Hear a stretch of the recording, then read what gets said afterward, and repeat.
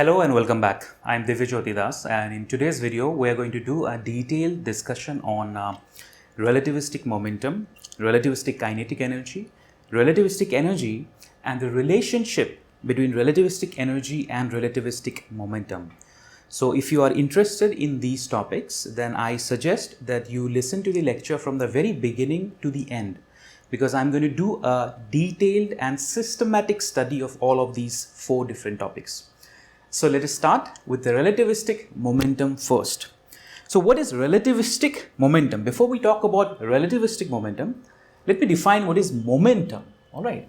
So you may already know what momentum is, or rather you may know what is momentum in classical or pre-Einstein mechanics. So I'm going to call this as classical or Newtonian momentum.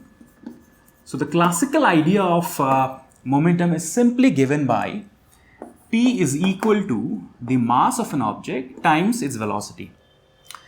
And here I am going to make a simple distinction of what mass is. Mass is the quantity which is measured of an object at rest.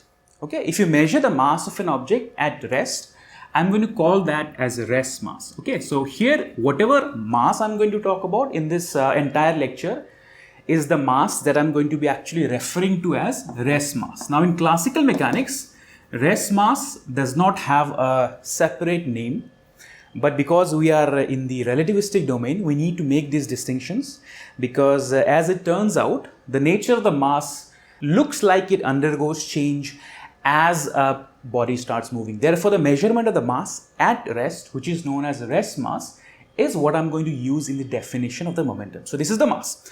What about the velocity? Velocity is distance per unit time as a vector quantity. So if let's suppose that there is some kind of a object that is traveling, okay, let's suppose some kind of a mass m0 which is traveling in a particular direction with a velocity v, then if I specify this direction to be the x-axis, I can simply say that momentum is nothing but m0 dx upon dt. Now, I don't necessarily need to specify this as the x-axis. Even for a very general case, instead of x, I can have r, where r can be the displacement vector. All right. But just for the sake of this convenience, I am just writing it here as dx upon dt. So the rest mass multiplied by velocity, which is a time rate of change of distance, actually give us the classical or the Newtonian definition of momentum. Now, why is momentum important?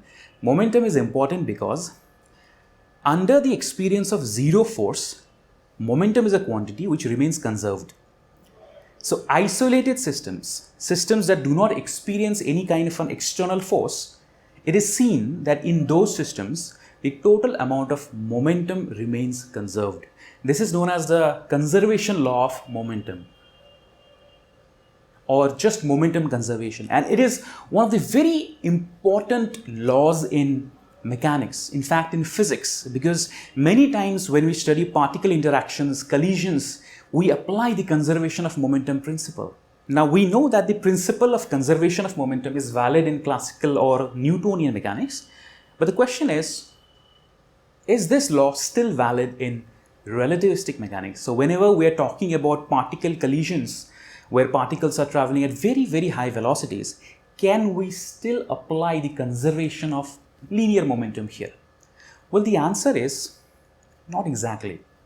Well, you see, if you have an observer with respect to whom the principle of conservation of momentum is valid for a given interaction, that does not mean that the same conservation law is going to be valid for another observer. It means that this conservation principle is not consistent with the Lorentz transformations. That means if one observer is looking at particle interactions and he concludes that the principle of conservation of linear momentum is valid, then another observer cannot conclude that anymore, which goes against the first postulate of relativity. What is the first postulate of relativity? The first postulate of special theory of relativity says that all physical laws are the same for all inertial observers. That means if there is a physical law which is true for one observer, then that physical law must also be valid for all the other inertial observers. However, the case of conservation of linear momentum, when we define momentum in this manner, does not fit into that first postulate. Are you recognizing the problem here? When we define the momentum in this manner, it is not consistent across all inertial frames of reference. It can be easily shown that even though this conservation principle of this particular momentum is valid for one frame of reference, it may not necessarily be valid for another frame of reference. So what do we do then? Well, there is a very simple modification that is possible. I can actually modify this definition of a momentum in relativistic scenarios such that the new definition of momentum is going to be conserved for all inertial observers. To show that definition, let me give you a little bit of analysis of how we are calculating the velocity here. You see, when we are making a measurement of this velocity of the particle, what I actually mean is that there is some kind of an observer here. Alright, there is some kind of an observer who is looking at this particle that is traveling at very high velocities, right? And when this observer is looking at this particle which is traveling at very high velocities, he is making a measurement of distance and he is making a measurement of time, and when he divides the distance with time, he ends up getting a velocity.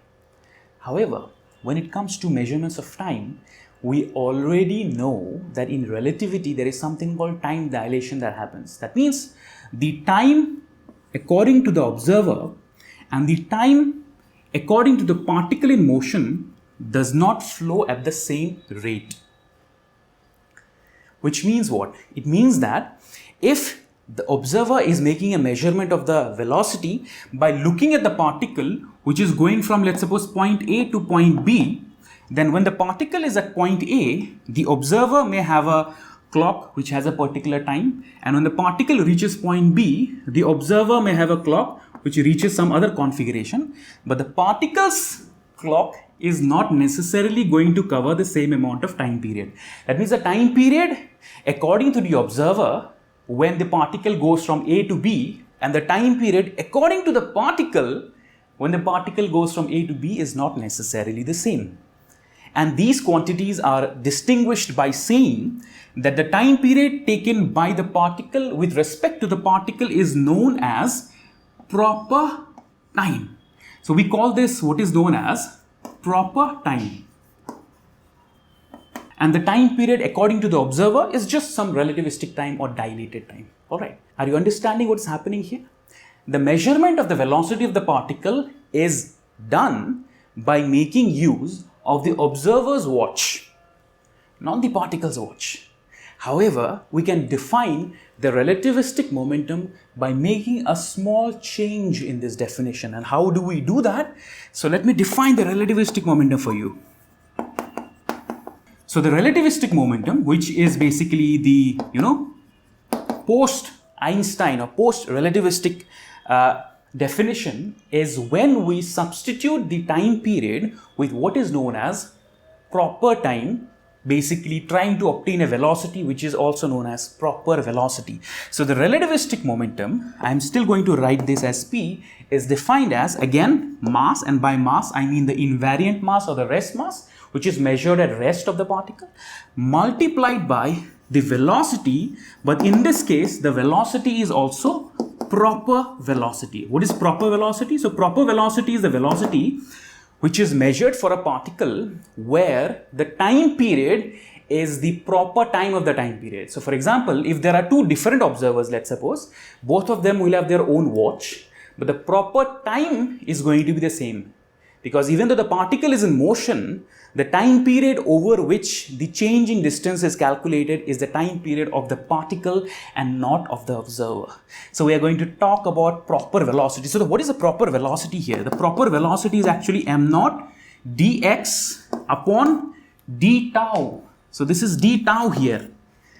Do you see the difference? This is d tau. So we are going to use the definition of proper time period in the measurement of the velocity of the particle. Now, how can you measure the proper time period? Well, we have a relationship of proper time period and the time period measured by some kind of an observer. What is that? The dilated time period, if I say that this is dt, okay? So the dilated time period is dt. If the dilated time period is dt, then the proper time period is simply equal to gamma d tau, where gamma is equal to, you know what gamma is, right? Gamma is equal to 1 upon root over 1 minus v square upon c square. So the proper time is related to the dilated or relativistic time by this particular expression. So now if I want to redefine the velocity here, what I'm going to do is I'm going to simply substitute this m with dx upon dt, where d tau is equal to dt upon gamma. So this is gamma, again m naught here, m naught dx upon dt. Now what is dx upon dt?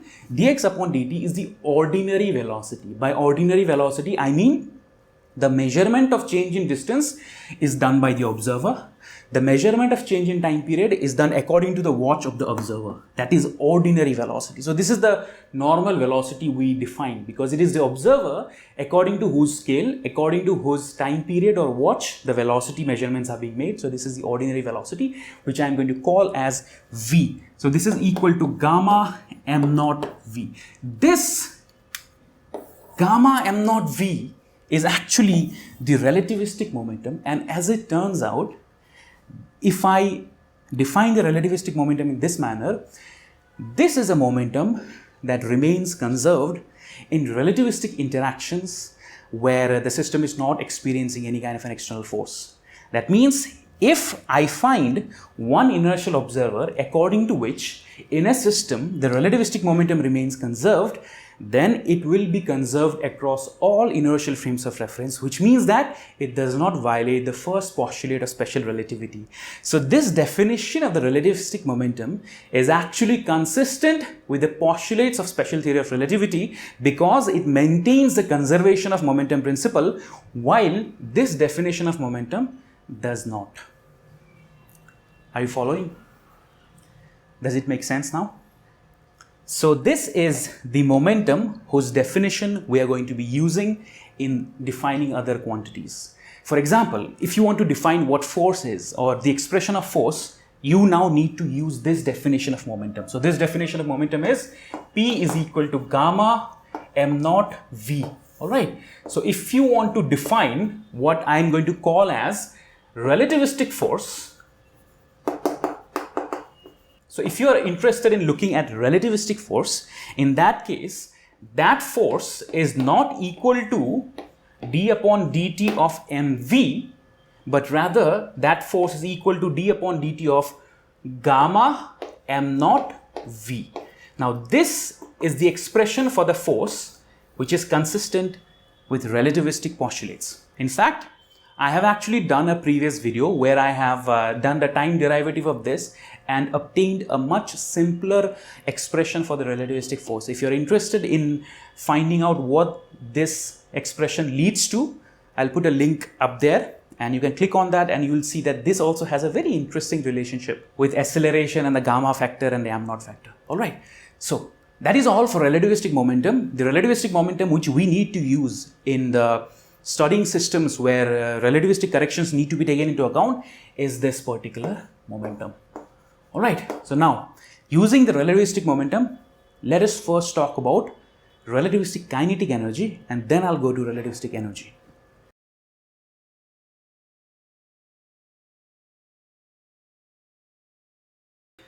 All right. So now let us talk about relativistic kinetic energy. All right. Before I talk about relativistic kinetic energy, let me define what is the classical definition of kinetic energy, classical or Newtonian definition of kinetic energy. So the classical kinetic energy is quite simple. You know it, right? You know that the classical kinetic energy is the amount of energy contained in a body by virtue of its motion.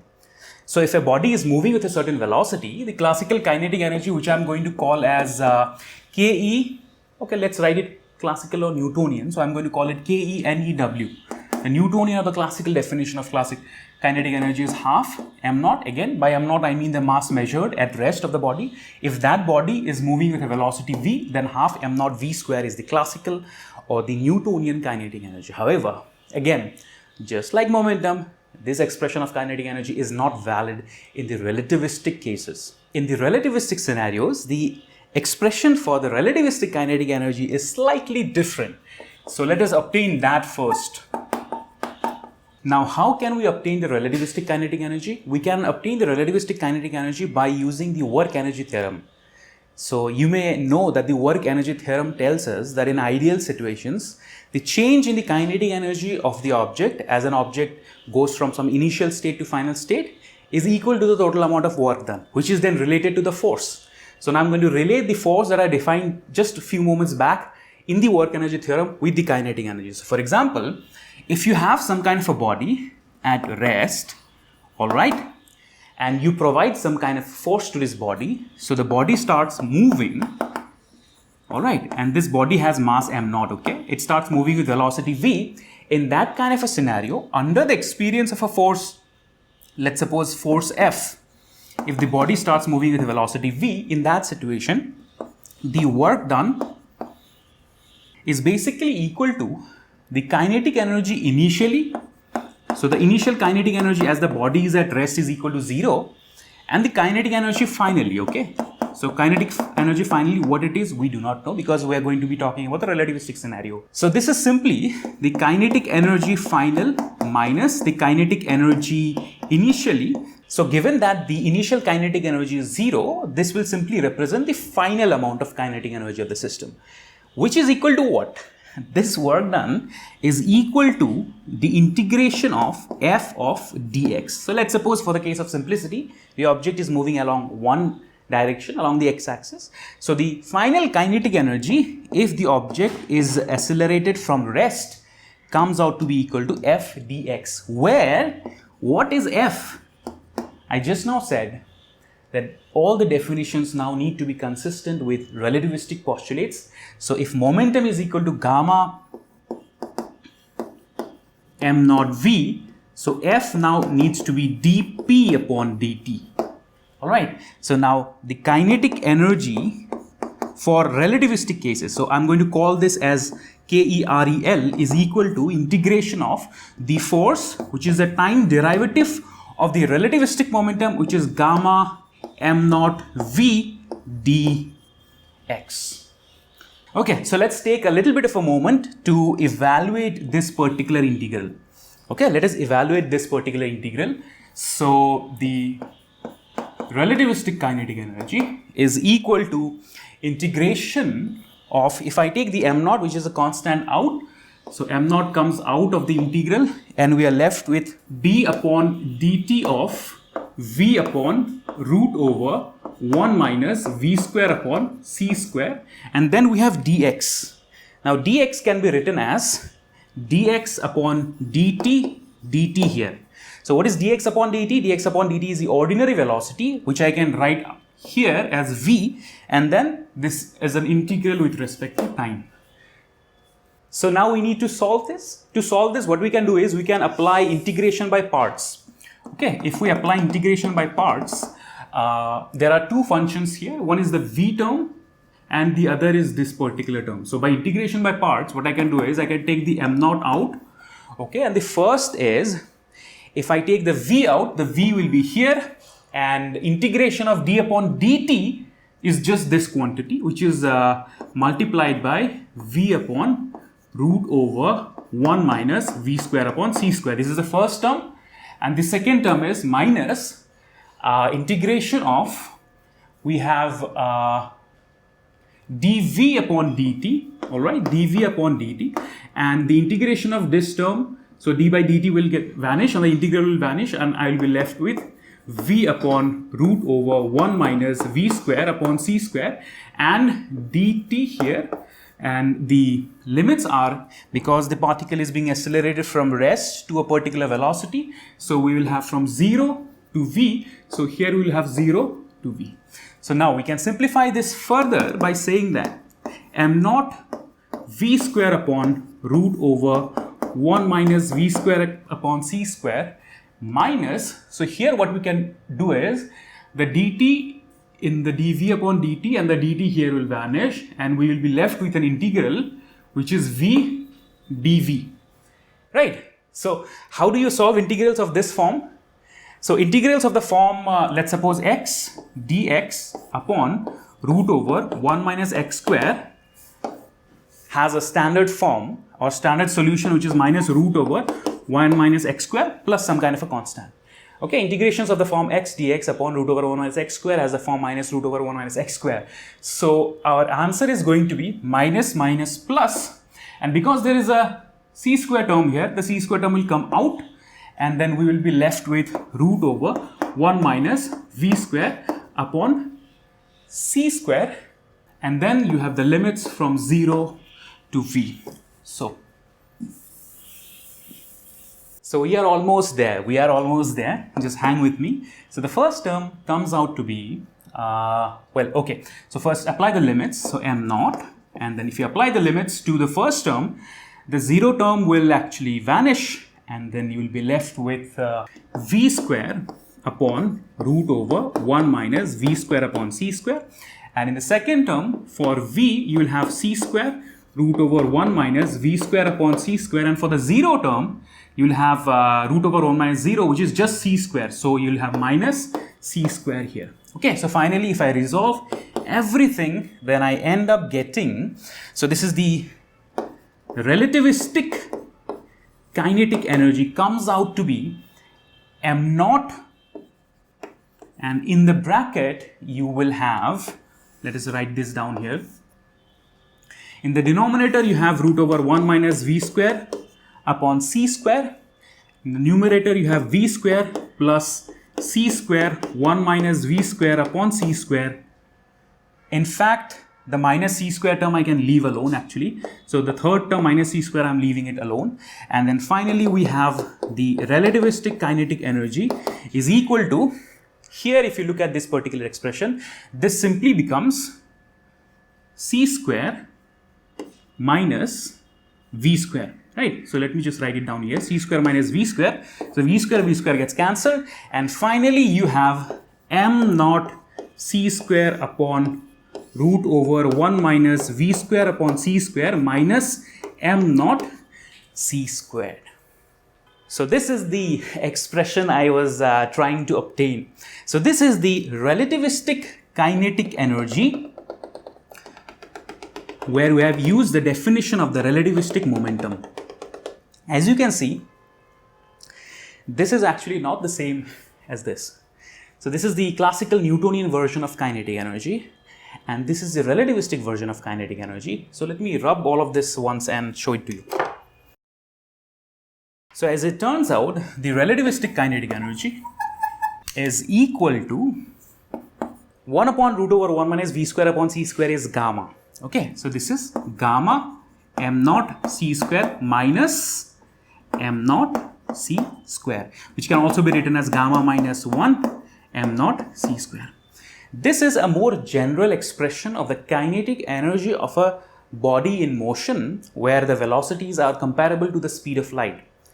And therefore, I can actually show that this expression tends to the classical expression for kinetic energy for low velocities. When we are dealing with velocities very, very less compared to the speed of light, in that situation, this more general expression of kinetic energy actually tends to the classical definition of kinetic energy. In fact, I have done that derivation by doing a binomial expansion of this particular term. In one of my previous videos, I'll put a link up there. In that video, I have actually done the binomial expansion of this particular term, and under the approximation of v very, very less compared to the speed of light, I have shown the relativistic kinetic energy is actually the classical kinetic energy. So in a sense, this is the relativistic definition of the kinetic energy of a body in motion. Now, let us come to the most important part of the video, of the lecture, which is relativistic energy. So what can we know about relativistic energy from here? I'm coming to that. Let me first rub all of this.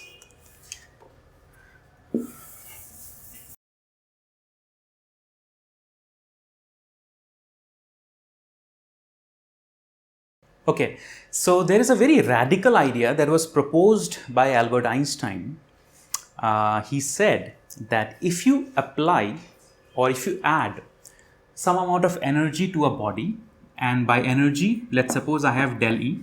It doesn't matter whether the energy is light energy, thermal energy, mechanical energy, whatever kind of energy you add to a body, in that situation, the mass of that body increases by del E upon c square.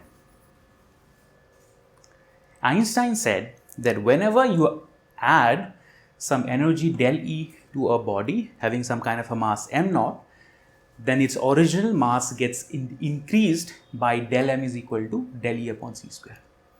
In fact, if you have some kind of a mass del m and you converted it purely into energy, then the amount of energy that will be accessible is del E is equal to del m c square. This is known as the very famous mass energy equivalence.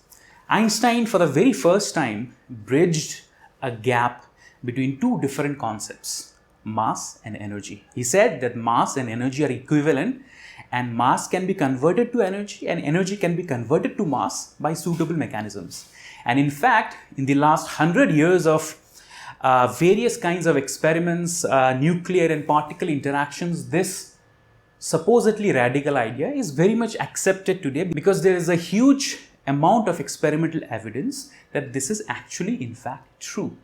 That means energy can be converted to mass and mass can be converted to energy. In fact, I have actually proved this using a thought experiment in one of my previous videos. I'll put a link of that video here and you can go into that video and you'll find out a very simple, intuitive thought experiment which was originally given by Albert Einstein to show this expression is true.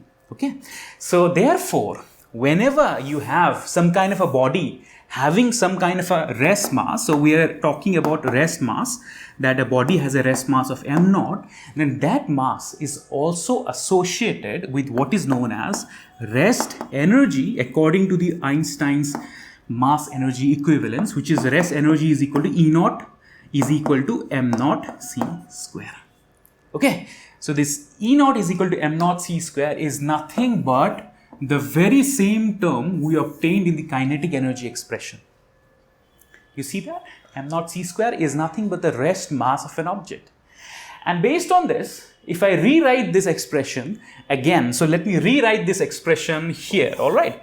If I rewrite this expression, I can say that gamma m naught, this is gamma, alright, the gamma m naught c square is equal to the relativistic kinetic energy plus the m naught c square.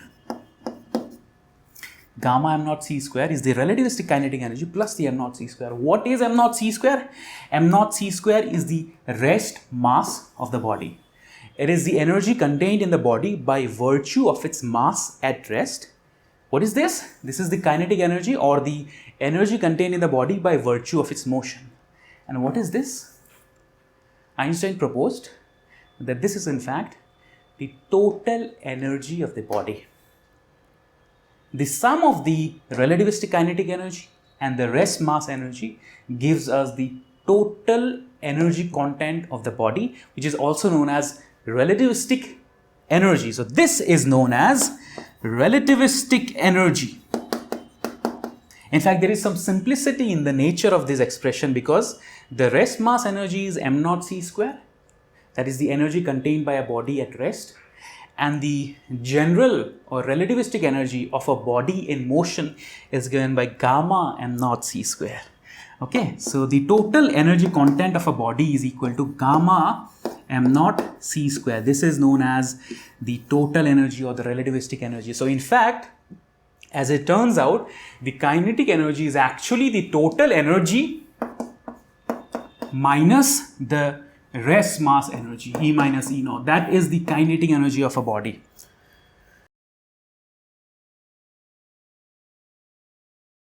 Alright, now that we have discussed relativistic momentum, relativistic kinetic energy, and I have also explained to you what it means by relativistic energy, let me obtain an expression which will give us a relationship between relativistic energy and relativistic momentum. In fact, the expression that I am going to obtain is a very important because it is used a lot while solving various kinds of problems in relativity and in trying to understand the nature of various kinds of interactions. So, what was the expression for relativistic momentum? The expression for relativistic momentum was P is equal to gamma m v.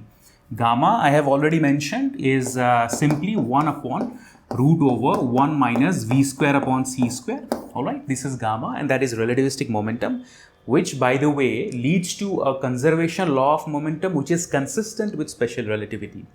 And the relativistic energy is E is equal to gamma m naught c square, which contains within it not only the rest mass energy but also the kinetic energy associated with its relativistic motion. So this represents the total energy of a moving body. So now I want to obtain an expression between this and this.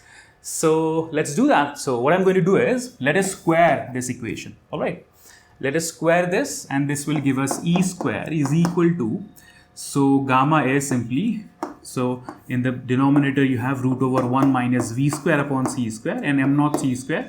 If I square it, this simply becomes E square is equal to m naught square c to the power 4 upon 1 minus v square upon c square. If I bring this to the left hand side, I have E square 1 minus v square upon c square is equal to m naught square c to the power 4. And finally, I have E square minus E square v square upon c square is equal to m naught square c to the power 4. Now, let me rub this first and then we'll proceed. Okay, so let's suppose this is equation number 1. So let me write down equation number 1 here. So we obtained that E square is, or E square minus E square v square upon c square is equal to m naught square c to the power 4. Now I want to substitute the second expression with something from the momentum example here. So what I'm going to do is, let me do another sort of a substitution. So let me multiply this equation with v. So if I multiply E with v, this simply becomes gamma m naught v c square, gamma m naught v c square and ev. Now what is gamma m naught v? Gamma m naught v is nothing but the relativistic momentum. There should be an m naught here. So this is the relativistic momentum. So this is p c square. All right. So ev is equal to p c square.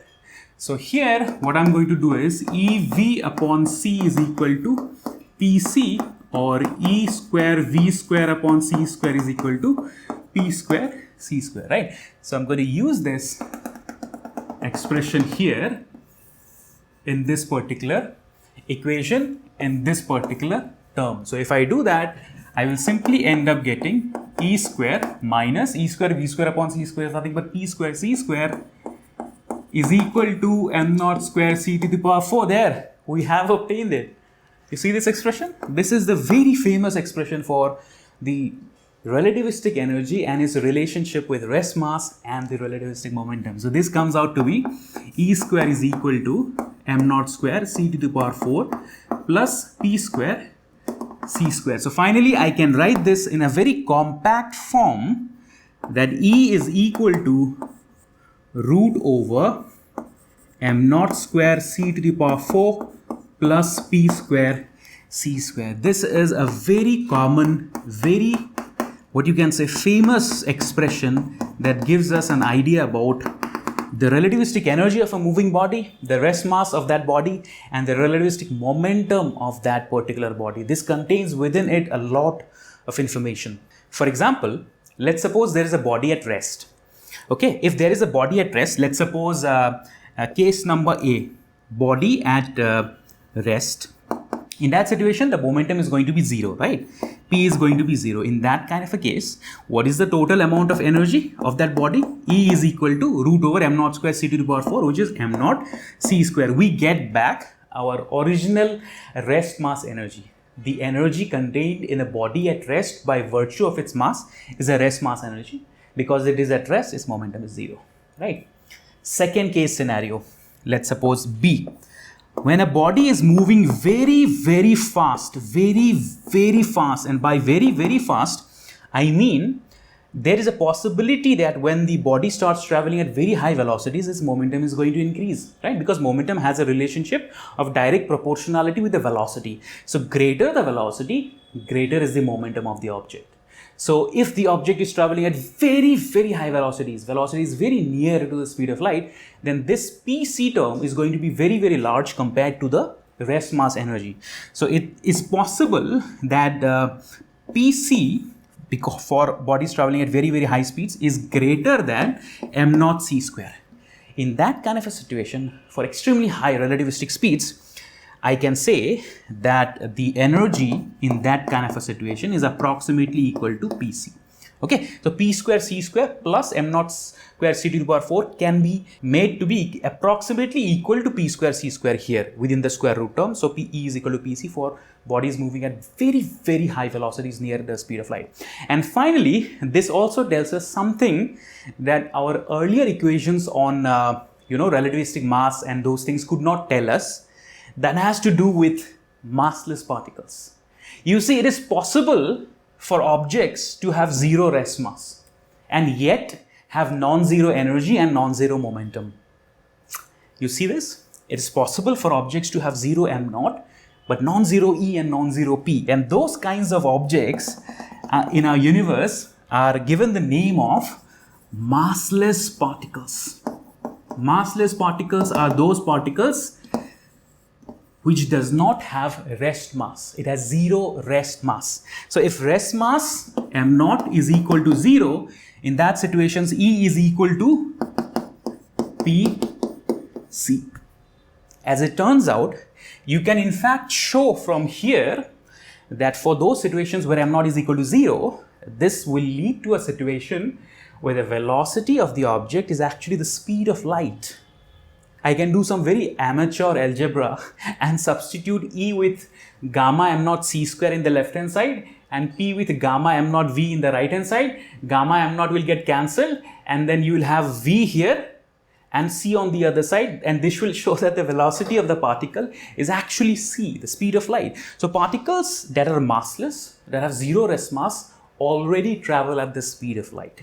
Okay, so these particles are like photons. So packets of light, they travel at the speed of light. And lastly, let me make one final point before I end today's lecture. Massless particles, like light photons. What is the energy of a light photon? The energy of a light photon is given by, let me make a further point, h nu. Okay, h is a Planck's constant and nu is the frequency. You must know this. The energy of a light photon is given by h nu. If the energy of a light photon is equal to the momentum times the speed of light, what does this mean? It simply means that P is equal to h nu upon c. C upon nu is equal to lambda. So this is h upon lambda. What is this? P is equal to h upon lambda.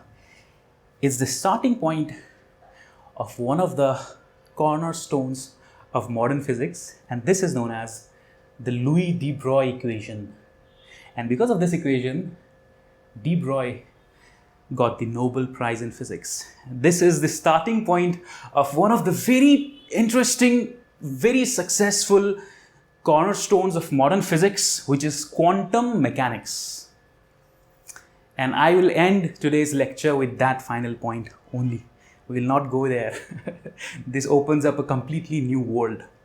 Okay, that is all for today. We have talked about relativistic momentum, relativistic kinetic energy, relativistic energy, and relationship between the relativistic energy and relativistic momentum. I hope you learned something from today's discussion. And that's it for today. I'll see you in the next class. Thank you very much.